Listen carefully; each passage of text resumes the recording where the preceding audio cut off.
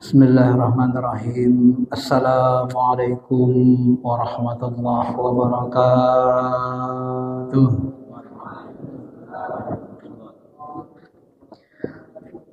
Alhamdulillahi rabbil alamin. Alhamdulillahilladzi nawwara qulubana binuril iman wal islam wal ihsan wal ma'rifah. Asyhadu an la ilaha illallah لا شريك له وأشهد أن محمدا عبده ورسوله الذي لا نبي بعده اللهم صل على حبيبنا شفيعنا ومولانا محمد وعلى آله وصحبه أجمعين أما بعد. Ma'asyiral muslimin, jemaah Bapak Ibu yang dirahmati Allah, sebelum kita mulai seperti biasa, mari kita berwasilah dengan Ummul Quran. Mudah-mudahan dibukakan pintu hati kita, dibersihkan qalbu kita, sehingga kita bisa menyaksikan kenyataan nur Allah Subhanahu wa taala, kenyataan nur Zat-Nya dengan cahaya yang ada dihujamkan Allah di dalam qalbu kita. Dan mudah-mudahan semakin kuat keyakinan kita, semakin taat sampai kita nanti kembali lagi kepada Allah Subhanahu wa taala. Al-Fatihah. A'udzu billahi minasyaitonir rajim. Bismillahirrahmanirrahim. Alhamdulillahirabbil alamin arrahmanir rahim maliki iyyaka na'budu wa iyyaka nasta'in.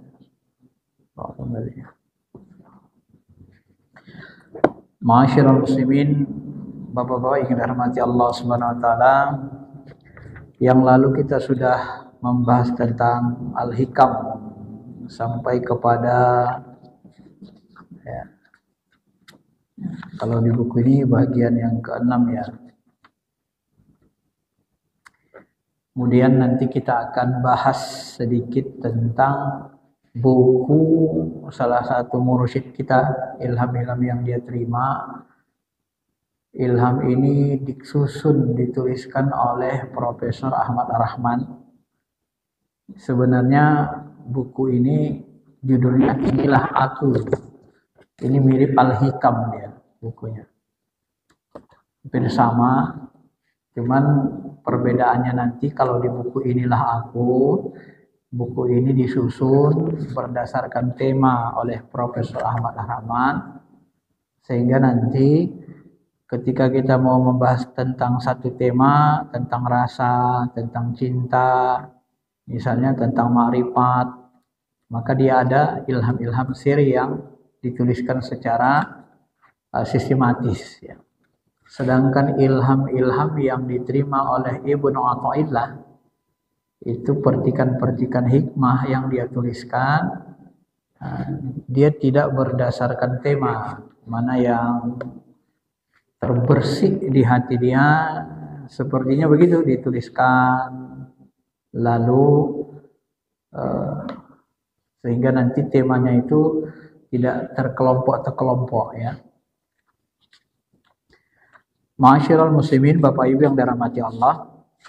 Jadi sehingga nanti lapas-lapas yang disebutkan Al-Hikam Ibnu Athaillah ini ya, bisa saja nanti ada dua bait berbicara tentang rezeki, kemudian bait berikutnya bicara tentang yang lain gitu ya. Dan kadang-kadang kalau kita lihat ya, bagaimana bahasanya ya, dia tidak terkumpul. Misalnya kalau kita bicara tentang rasa, tentang rezeki semua gitu dan seterusnya ya, tidak terkumpul seperti itu. Kurang tematik lah begitu ya. Karena beliau menuliskannya sesuai dengan ilham atau hikmah yang Allah hujamkan ke ruh beliau dan langsung dituliskan. Ma'asyiral muslimin, Bapak Ibu yang dirahmati Allah Subhanahu wa taala. Yang ketujuh dari Al-Hikam ini, idza fatahalaka wijhatan minat ta'arruf fala tubali ma'ha in qalla amaluka fa innahu ma fatahalaka illa wa huwa yuridu ay yata'arrafa ilaik. Apabila Allah telah membukakan salah satu jalan ma'rifat, dibukakan salah satu jalan ma'rifat, jalan mengenal Allah bagimu, maka jangan hiraukan mengapa itu terjadi, ya. Jangan cari-cari kenapa-kenapa, jangan tanya-tanya. Walaupun amalmu masih sangat sedikit. Kadang-kadang pas rajin kita beramal, tak dibukakan pintu ma'rifat sama kita. Karena kita terlalu berkeinginan. Ya, pingin kita bisa kasab, kita beramal sebanyak-banyak. Enggak kasab-kasab juga malah, gitu kan. Karena kita cari-cari kasab itu kan. Nah, termasuk ma'rifat ini tak dibukakan Allah rahasianya karena kita terlalu berkeinginan. Kadang begitu. Nah, giliran kita beribadah seadanya saja, tahu-tahu dibukakan. Kadang dibukakan kasab kita, kadang ditunjukkan rahasia alam gaib, macam-macam. Ya. Nah, kalau begitu kondisinya, tidak usah tanya-tanya katanya. Kenapa begitu? Karena Allah membukakan pintu itu bagimu hanyalah karena Dia ingin memperkenalkan dirinya. Ya, karena Dia mau mengenalkan dirinya kepada kita, maka dibukakannya pengetahuan itu, pengetahuan ketuhanan. Ya. Tidakkah engkau mengerti bahwa ma'rifat itu merupakan anugerahnya kepadamu? Jadi ma'rifat itu adalah semata-mata anugerah dari Allah Subhanahu wa taala. Ini memang kalau kita menelusuri ilmu tasawuf, ilmu ketuhanan itu, sebenarnya ilmu ketuhanan ini sangat dalam. Semakin tahun, semakin dalam pengetahuan kita, semakin tahun, semakin rinci Allah berikan pengetahuan, pengenalan kepada dirinya. Ya. Dan ilmu Allah itu, Bapak-Bapak yang dirahmati Allah, nggak ada batasnya. Kita meminta kepada Allah dibukakan rahasianya, terbuka rahasianya sebahagian. Besok kita minta lagi, terbuka lagi. Semakin kita kaji, gak ada habisnya ilmu Allah Ta'ala itu. Kalau boleh kita umpamakan, ilmu Allah itu seperti lautan, gak ada dasarnya. Jadi kita menyelam 100 meter, dapat ilmu ketuhanan 100 meter. Menyelam kita 500 meter, dapat 500. 1 kilo, 1 kilo. Dapat kita nanti 10 kilometer nyelam, 10 kilo ilmunya. Maka di dalam ilmu ketuhanan ini sebenarnya tidak gampang menyesat-nyesatkan orang. Kenapa? Karena setiap orang dia mengetahui Allah sesuai levelnya. Ya. Kan jikir-jikir tarikat itu ada yang, kalau di Naqsabandi misalnya, ada yang di makom apa dia? Ya namanya di makom latoib, latifatul qalbi, latifatul ruh, latifatul khofi, akhfa dan seterusnya. Nah, ada nanti sudah di makom wukuf, ada nanti di makom tahlil, ada di makom ahadiyah, macam-macam. Jadi pengetahuan mereka itu berbeda-beda tentang Allah Ta'ala. Kadang-kadang di makom tahlil, di makom wukuf, dia sudah tembus, sudah bisa membongkar rahasia Allah. Ada yang di makom tahlil belum dikasih Allah Ta'ala, udah tinggi tapi belum dikasih sama Allah, belum dibukakan. Ini tergantung Allah saja. Kasyaf itu rahasia-rahasia ilmu ketuhanan, rahasia alam gaib itu ya kehendak Allah Subhanahu wa taala. Nah, maka nanti di dalam ilmu tarikat, ilmu tasawuf ini berlapis-lapis ilmu itu dan tidak saling menyesatkan. Dia hanya share pengalaman saja. Tuhan, saya jumpa begini-begini, ya udah. Tuhan, saya nampak begini-begini, kemarin saya dinampakkan Allah rahasia alam begini-gini, ceritakan kepada guru kita. Nanti guru menjelaskan. Supaya kita tidak sesat, supaya tidak salah jalan. Ya. Nah, tidak ada, oh kalau jumpa gini berarti kamu sesat. Tidak begitu, dalam tarekat itu tidak ada begitu. Ya. Karena ilmu ketuhanan ini berlapis-lapis, bertingkat-tingkat. Nanti kalau tidak seperti ini, misalnya ada yang sudah dapat dia 100 km ilmu Allah dia peroleh. Nah, orang yang dapat ilmu Allah 10 km, dia sesatkan, oh nggak ada begitu Tuhan itu, nggak begini-begini. Padahal ilmunya belum nyampe. Yang belum nyampe ke situ. Kenapa? Karena ilmu Tuhan masih 10 km lautan dalamnya baru dia peroleh. Kawan sudah sampai 100 km. Disesatkannya orang yang 100 km. Nah, ini nggak sembarangan. Jadi di dunia tarekat spiritual itu tidak gampang. Para mursyid itu tak gampang menyesatkan itu. Ya. Karena dilihat dari segi pendapatan yang diberikan Allah kepada setiap orang itu berbeda-beda nanti, tapi memang ujungnya sama. Pada puncaknya nanti semua akan berkesimpulan Allah itu laisa kamitslihi syai'. Allah itu adalah ahad, esa, tunggal, satu-satunya, nggak ada yang nyerupainya. Lam yalid walam yulad walam yakul lahu kufuwan ahad. Tak ada yang setara sebanding dengan zatnya. Semuanya nanti akan berkesimpulan ke sana. Ya. Masyaallah muslimin, Bapak Ibu yang dirahmati Allah Subhanahu wa taala. Ya. Beliau katakan lagi, ya, tidakkah engkau mengerti bahwa ma'rifat itu merupakan anugerahnya kepadamu, sedangkan engkau mempersembahkan amal-amalmu kepadanya? Maka apalah artinya apa yang engkau persembahkan kepadanya itu dengan apa yang dianugerahkan oleh Allah kepadamu? Ya, itu terserah Allah, itu terserah Allah saja kan. Maka yang penting kita beramal itu ikhlas saja. Apa yang diberikan Allah kepada kita, itu nanti tergantung anugerah Allah, tergantung apa yang terbaik menurut Allah bagi kita. Ya, mana yang terbaik menurut Allah bagi kita itu yang diberi. Karena jamaah yang kita hadapi, setiap mursyid ini pun menghadapi umat jemaah yang beda-beda, sama kayak para nabi. Nabi ini menghadapi umatnya beda-beda. Menghadapi tukang sihir, datang tongkat Nabi Musa jadi ular belah laut. Ya. Ada lagi yang menghadapi macam-macam kan, ada yang menghadapi jin, menghadapi raja Ratu Balqis. Datang Raja Sulaiman, Nabi Sulaiman punya kerajaan, bisa memerintah jin, bisa buat istana lebih hebat dari Ratu Balqis. Jadi beda-beda kelebihannya. Kenapa? Karena umat yang dihadapi beda-beda.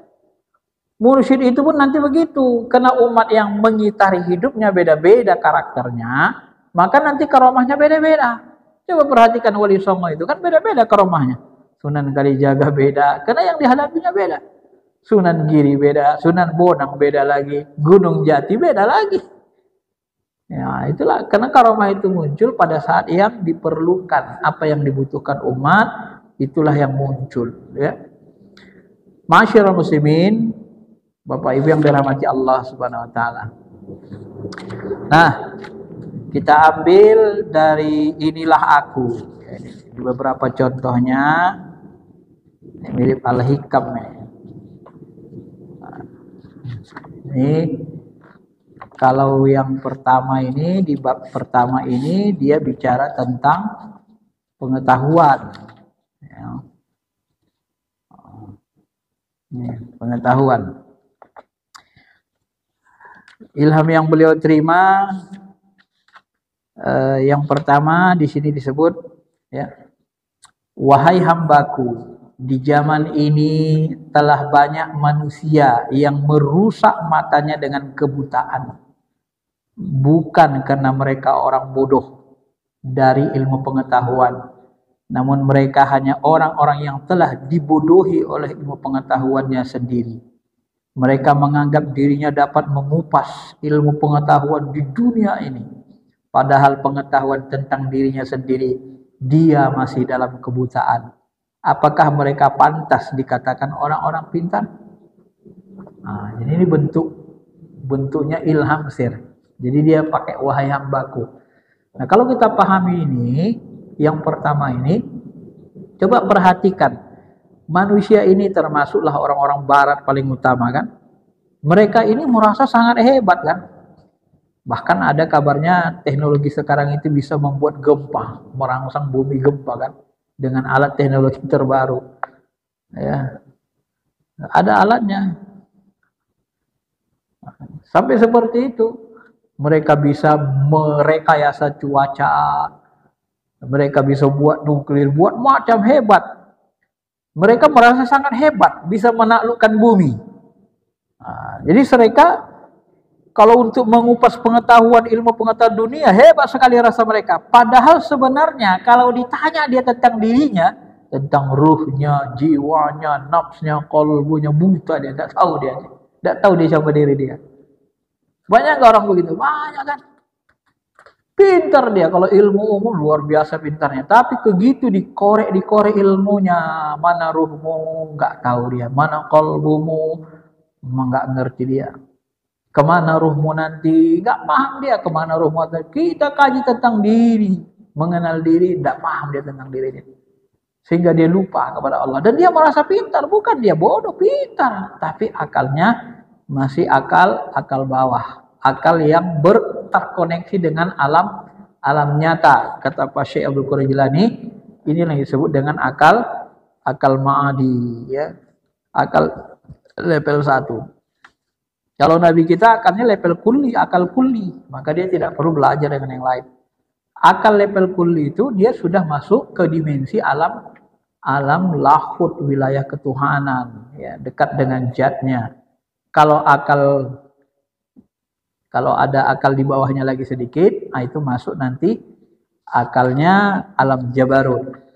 Jadi kita ini, kata Syekh Abdul Qadir Jilani, surga kita, kepintaran kita, kemahiran kita itu tergantung level akal, level ruh kita, dimensi yang kita dalami, yang kita ketahui. Ya. Kalau akal kita, dimensi alam kita, kolbu kita hanya masih meyakini, hanya bisa meyakini yang nyata, ini kan cenderung materialistis. Ini akal jasmani, akal rendah, akan cenderung nanti lebih cenderung kepada melihat yang nyata-nyata saja. Ya. Maka ketertarikan orang ini ke alam yang lebih tinggi, dimensi berikutnya sedikit sekali, lemah sekali. Bahkan nanti bisa-bisa kolbunya buta, ya, dimensi ketuhanan buta. Dan buta itu tidak ada kaitannya dengan buta yang tercela itu tidak ada kaitannya dengan mata, tetapi buta yang tercela itu kaitannya dengan buta mata hati, bukan mata kepala, ya. Jadi di sini disebutkannya seperti itu. Lalu di yang keduanya dia sebut, wahai hambaku, orang yang pintar adalah orang yang dapat menghalau ilmu pengetahuan dunia kepada istana sumber ilmu pengetahuan hakiki, yakni aku. Artinya apa? Orang yang benar-benar cerdas kepada Allah, dia bisa menepis pengetahuan dunia yang mendominasinya. Untuk apa dia tepis? Ditepisnya sesaat, ya. Untuk apa? Supaya bisa dia memahami, langsung mengenal sumber ilmu. Jadi kalau kita sudah sampai kepada sumber ilmu Allah Ta'ala, kenal kita dengan ruh kita, kenal kita dengan Allah Ta'ala, maka kita bisa berdialog dengan ruh kita.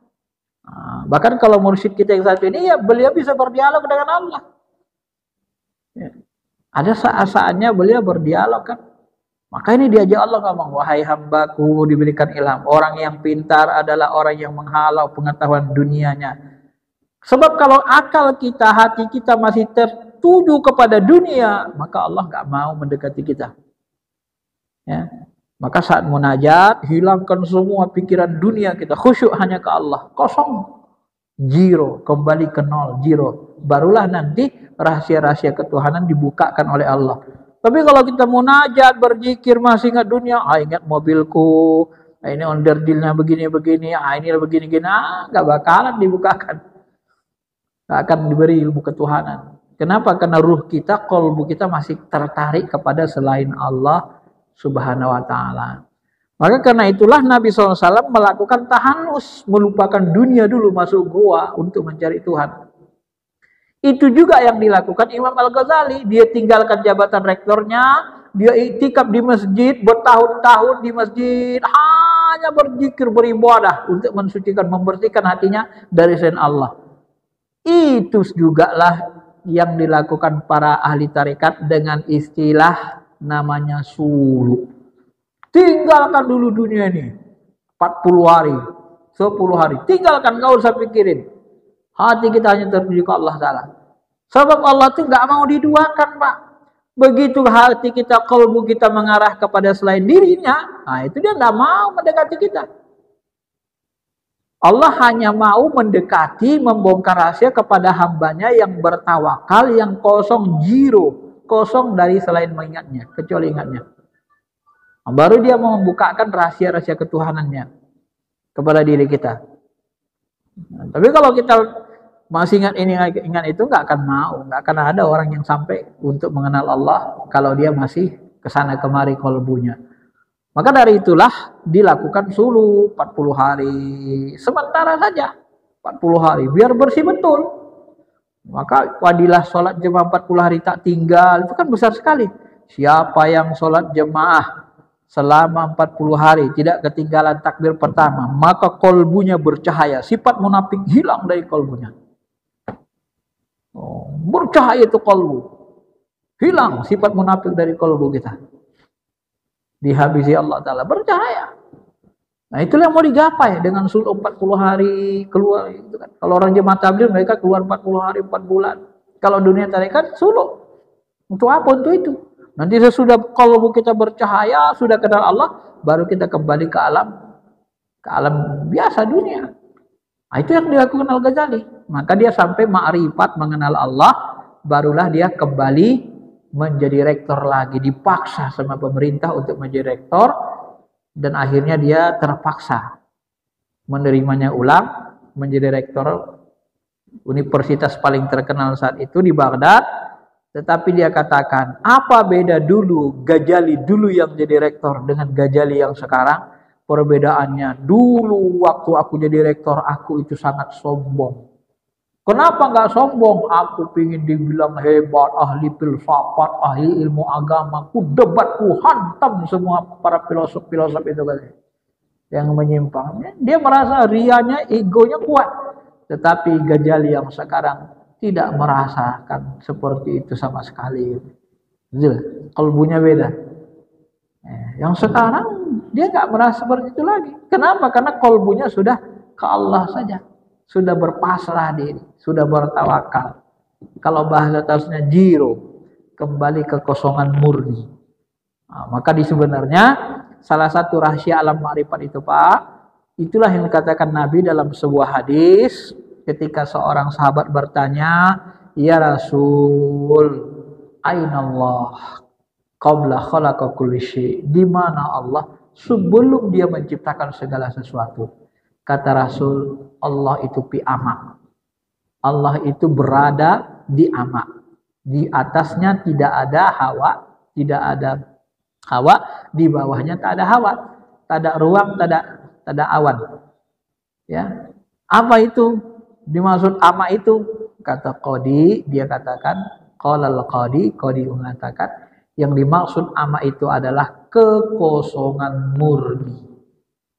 Ya, maka di dalam ilmu tasawuf yang sangat tinggi ma'rifat zat itu, kita harus kosong kalbu kita, fana, kosong kalbu kita dari selain Allah, baru kita nanti dibongkarkan rahasia ketuhanan. Kalau tidak sampai ke sana nggak sanggup kita Pak, nggak akan diberi Allah Ta'ala. Ya harus masuk ke wilayah ama itu. Itulah kalau bahasa Syekhul Qarjalani, ama itulah wilayah kekosongan murni, itulah yang disebut dengan alam lahut, wilayah ketuhanan. Jadi bahasanya, istilahnya jadi bedakan. Sebenarnya persamaannya dengan hadis ada gitu. Itulah wilayah ketuhanan itu, kekosongan murni.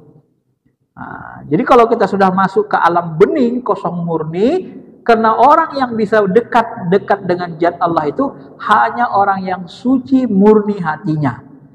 Itulah yang dalam surah An-Nur ayat 35, Allahu nurus samawati wal ar. Allah itu pemberi cahaya, sumber cahaya langit dan bumi. Perumpamaan cahayanya seperti di dalam lubang ada misbah, ada api, ada pelita. Pelita itu dilapis dengan kaca. Kaca itu berkilau seperti bintang, bening bersih. Dan dia itu bercahaya.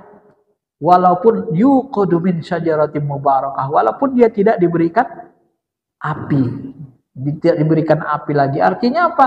Seperti buah zaitun itu, minyak zaitun itu, kalaupun tidak dia diberikan api, dia sudah bening bersih, kaca seperti kaca. Artinya hati kita kalau sudah bersih, kalbu kita, rahasia sirruh kita bersih bening, dengan kebeningan itulah kita bisa mendekati wilayah zat, wilayah alam cahaya, Jadi nur ala nur, cahaya di atas cahaya. Kenapa? Karena zat Allah itu dihijab 70.000 cahaya dan kegelapan. Hijab zatnya itu, hijab yang paling dekat dengan zatnya kata Nabi adalah cahaya murni. Nah, cahaya itu lau kasyafahu lahtaraqat subhat. Sekiranya dia singkap cahaya zatnya itu, maka terbakar, mati semuanya. Meledak semuanya yang memandang nur zatnya itu. Ya, hancur. Maka Allah Subhanahu wa taala secara ilmu hakikat, ilmu ma'rifatnya tak bisa berhubungan langsung dengan zat aslinya kepada diri kita. Kenapa? Kalau dia tunjukkan zat aslinya, dia berhubungan langsung, badan kita ini meledak. Kalau boleh saya pemumpamakan, Allah tuh mengendalikan alam tuh kira-kira dari jarak jauh, dari balik hijab itu, dia gini kan gerak semua alam tuh. Dia gerakkan malaikat, gerak semua. Karena dia meliputi segalanya. Semua bisa digerakkannya. Timur, barat, gini bergerak semua. Kan diliputi segalanya. Alam ini di dalam liputan zatnya. Tinggal gerakkan aja mana mau digerakkannya. Mana mau di bumi hanguskannya, mau digoncangkannya, mana yang mau dimatikannya. Dalam satu waktu mati di Amerika. Jam ini jam berapa? Nah, ini misalnya jam 7 malam, mati di Amerika, mati di Uni Soviet, mati di Belanda, mati di Indonesia. Serentak tuh orang mati tuh. Dibuat Allah Ta'ala. Dan itu dalam pandangannya, dalam liputan zatnya. Wallahu muhitum bikulli syai'. Karena dia itu meliputi segala-galanya, maha besar. Nah, maka kita ini sebenarnya, Bapak-bapak yang dirahmati Allah, itulah seperti kata Al-Ghazali dalam kitab Mishkat Anwarnya itu, yang sebenarnya di alam ma'rifat, semua alam ini bergerak yang menggerakkan Allah. Walaupun kita melihat malaikat itu menggerakkan Allah Ta'ala. Nah, di alam ma'rifat begitu, malaikat itu cuma tajalli sifatnya, tajalli afalnya. Kujadikan dia memandang dengan mataku, penglihatanku, dia berjalan dengan kakiku. Nah, itu kan tajalli, bukan zatnya tajalli, tapi afalnya, perbuatannya. Tajalli perbuatan Allah di tangan kaki orang-orang soleh, para wali. Maka wali-wali Allah, orang-orang yang dekat sama Allah inilah yang disebut tangan kaki Allah. Tangan-tangan Allah di dunia, di bumi. Kenapa? Ya karena mereka lah yang mentajalikan, menampakkan kekuasaan Allah, menampakkan sifatnya, menampakkan afalnya. Ya. Maka disebut Nabi itu dengan khuluqul Quran. Akhlak Nabi, perbuatan Nabi adalah Quran. Quran itu kalam Allah. Ya Allah menampakkan kalamnya, firmannya ya di diri Nabi itu. Sebab kalau dia langsung zatnya yang turun, ya binasa, bumi meledak. Nah, maka dia mentajalikan sifatnya, asma'nya, af'alnya dalam apa? Dalam wadah makhluk-makhluk yang mencintainya, yang dekat dengannya. Dalam wadah diri malaikat, dalam wadah diri rasul, dalam wadah para aulia, kalangan wali-wali Allah, dari kalangan sahabat, tabi'in, tabi'in dan seterusnya. Itulah yang dimaksud kalau kita pahami tangan-tangan Allah. Bukan zatnya bertangan seperti makhluk kita, tidak. Ya, itu bahasa metafor. Tapi tangan-tangannya itu kujadikan dia memandang dengan mataku. Nah itulah mata dia. Siapa itu? Wadah. Maka kata mursyid kita, seolah-olah Allah itu butuh wadah. Seolah-olah butuh wadah untuk menunjukkan kekuasaannya, untuk menunjukkan sifatnya. Ya, maka kita tidak boleh menyembah wadah. Kita tidak boleh menyembah Nabi Isa. Karena Nabi Isa itu wadah dia. Untuk menunjukkan kuasanya. Nabi Isa itu bisa menghidupkan orang mati. Tapi bukan Nabi Isa-nya. Sebenarnya yang menghidupkan orang mati itu Allah Ta'ala. Ya, bukan Nabi Isa. Nabi Isa itu manusia, nggak ada apa-apanya, nggak bisa apa-apa itu. Tapi ketika Allah berikan dia, hei Isa, hidupkan, kata Allah dalam kalbunya, diperintah. Hidupkannya. Ya, hidup karena Allah hidup. Jadi diperintah, dijadikan Allah wadah untuk menunjukkan kuasanya. Maka kita tidak boleh nyembah Nabi Isa. Ya. Kenapa? Nabi Isa itu wadah, dia ada jasadnya, ada tangan kakinya. Dia makhluk. Nah, itulah sebenarnya Pak dalam ilmu ma'rifat ini, mengenal Allah Subhanahu wa taala. Itu yang bisa kita telusuri, yang bisa kita sampaikan yang sesuai dengan Al-Qur'an dan Sunnah. Dan pengetahuan ma'rifat yang diajarkan guru-guru mursyid kita kepada kita. Ma'asyiral muslimin, Bapak Ibu yang dirahmati Allah Subhanahu wa taala. Kemudian yang ketiga dalam inilah aku ini disebut, wahai hambaku, barang siapa yang meneguh ilmu pengetahuanku, maka tunduklah keseluruhan ilmu yang ada kepada dirinya. Nah, barang siapa yang sudah mengenal Allah, dikenal Allah, mengenal Allah, dekat dengan Allah, bisa mendapat ilmu langsung dari Allah lewat ilham, maka tunduklah ilmu-ilmu pengetahuan kepada diri kita. Karena kita dijadikan Allah sebagai wadahnya untuk menunjukkan kekuasaannya, gitu ya. Nah, jadi kalau dipahami di sini, ya makanya sebahagian mursyid lain mengatakan mursyid kita yang dapat ilham ini, beliau bisa berdialog dengan ini, dengan tumbuh-tumbuhan. Nah, bagaimana cara dialog dengan tumbuh-tumbuhan? Itu kan karomah, kan? Ya Allah, nah, dialog dengan tumbuhan. Kalau bahasa saya kira-kira gini, tumbuh-tumbuhan nanya lewat kolbu kita, kamu fungsinya apa? Saya fungsinya bisa buat obat ini, buat obat ini, buat obat ini. Nah, maka diracik guru kita itu nanti tumbuhan itu dibuat diracik jadi obat. Setelah diajak dialog fungsinya, dia ngaku bisa buat ini, bisa buat ini. Sehingga nanti salah satu mursyid kita ini banyak sekali obat-obat yang dia racik, obat herbal. Ya, banyak yang keahliannya. Kita heran juga, ini dari mana ini, nggak dokter kok tapi kok paham. Ya, kalau bahasa saya, besannya adik beliau nikah dengan seorang dokter kesehatan. Nah, kok bisa guru kita ini lebih mahir ilmu herbal daripada dokter? Kan itu kan. Bagaimana coba? Kan aneh juga coba ya. Nah, mursyidnya lebih mahir pengetahuan herbal daripada, padahal dia nggak belajar kan. Ya dari itu tadi. Karena dia dekat dengan Allah, kadang sebahagian mursyid lain mengatakan kayaknya guru kalian itu bisa itu katanya. Itu salah satu karunia yang Allah berikan kepada orang-orang yang dekat kepada Allah Subhanahu wa taala. Kemudian berikutnya disebut lagi, wahai hambaku, sesungguhnya ilmuku maha luas dan tak akan dapat ditampung oleh wadah apapun dunia ini. Bagaimana bisa menampung ilmu Allah seluruhnya? Maka para mursyid itu hanya mendapat percikan bahagian ilmu Allah, yang ini dikasih ilmu ini. Nabi Rasul pun gitu. Nabi ini ilmunya ini, karomahnya apa, mukjizatnya ini karomahnya, mukjizatnya ini ya mukjizat. Masing-masing, Pak. Maka mereka tidak ada yang saling menyalahkan.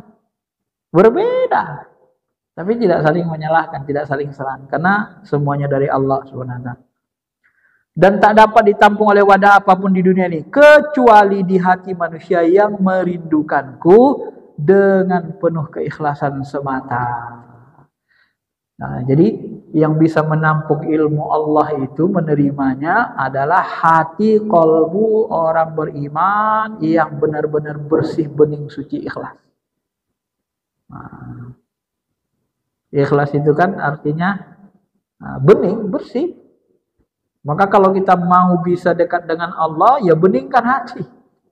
Bersihkan. Tanpa bersihan hati, kebeningan nggak bisa, Pak. Memang itu kunci. Makanya tasawuf itu adalah jalan untuk membersihkan qalbu, sehingga kita kenal dengan diri kita, kenal kita dengan Allah Subhanahu wa taala. Kalau sudah bersih, sebersih-bersihnya nanti kita bisa dialog dengan ruh kita. Ya seperti berdialog begini sama orang lain. Bisa kita tanya jawab dengan ruh kita. Ruh kita beri petunjuk. Semuanya ada dalam diri kita ini, Pak. Ya, semuanya dalam diri kita. Maka kita nggak perlu bertanya-tanya, kenapa Nabi itu nggak ada gurunya kok cerdas sekali? Nggak perlu Nabi pakai guru. Dituduh orang dia berguru sama pendeta sama ini, nggak perlu. Ya, karena dia langsung ke Allah. Dan sebelumnya, sebelum sempurna, ditunjuki, dibantu Jibril. Itulah perlunya guru, dibantu Jibril supaya beliau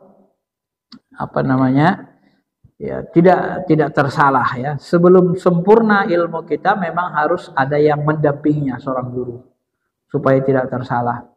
Maka kebanyakan orang-orang yang tidak berguru, belajar sendiri nyari Tuhan, kebanyakan tersesat di jalan. Maka kita kenallah dia Eden, jadi Eden beneran kan. Ahmad Musode ngaku nabi, orang soleh sebenarnya ini Pak, dia Eden nih. Wah, dunia luar biasa.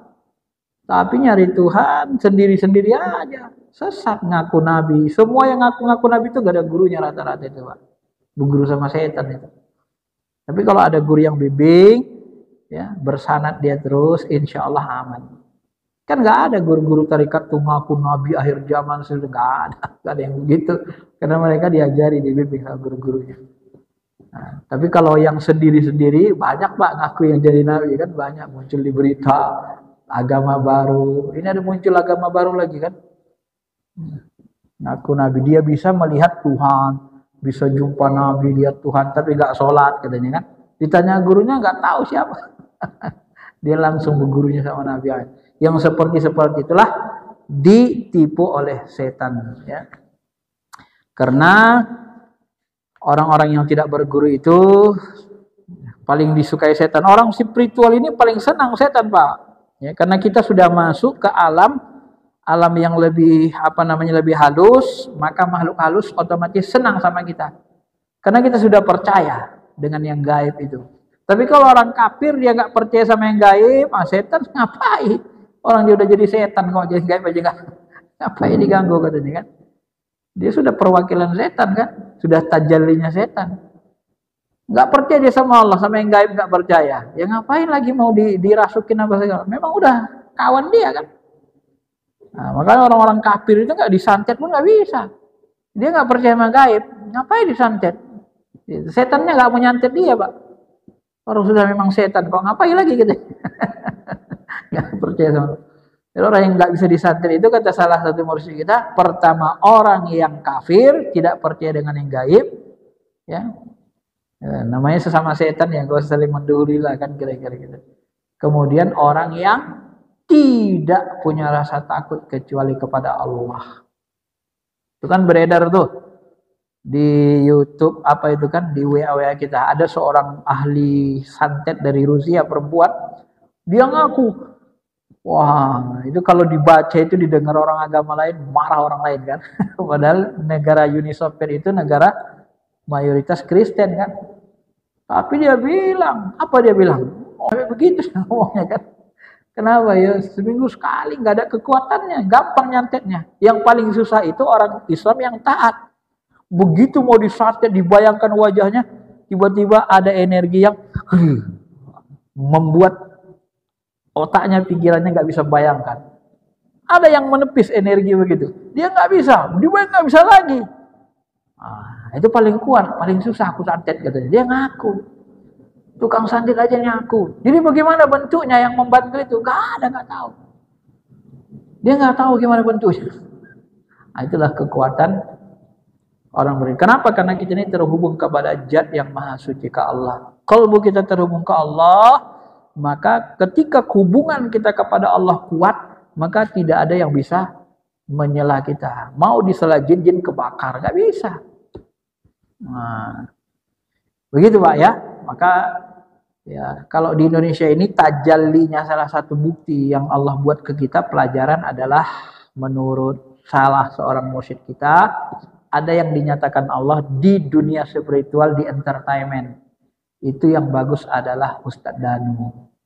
Nah, cobalah perhatikan Bapak Ustadz Danu bagaimana cara dia mengajarin orang dan memasukkan orang-orang yang kerasukan kan. Yang terakhir itu kan muncul kan ada yang disantet lalu mau bunuh dia cuma melihat aja pandangannya dengan nur hatinya, dengan qalbunya ya.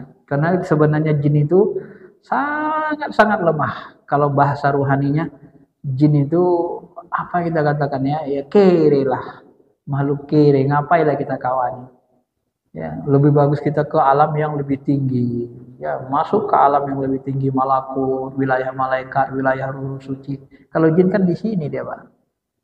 Masih di alam rendah namanya kan. Di alam nasut. Ngapain kita di situ di alam nasut? Karena tarikat itu dia menembus dimensi-dimensi sampai wilayah ketuhanan. Wilayah jin itu wilayah alam rendah, sama dengan alam nyata, alam manusia.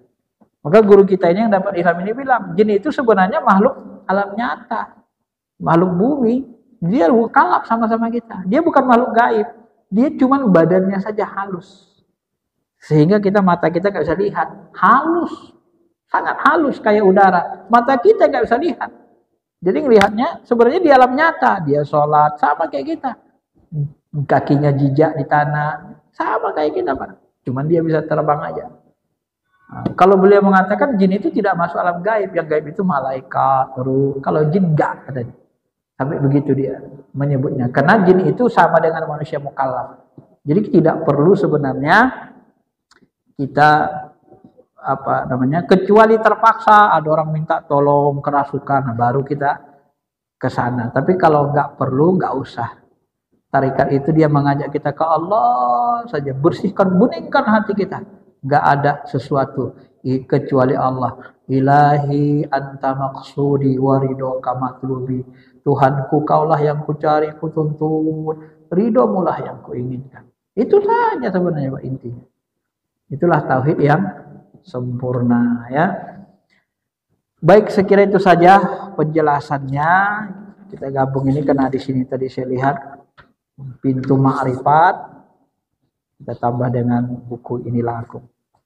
Mudah-mudahan bisa dipahami. Ada yang mau bertanya silakan.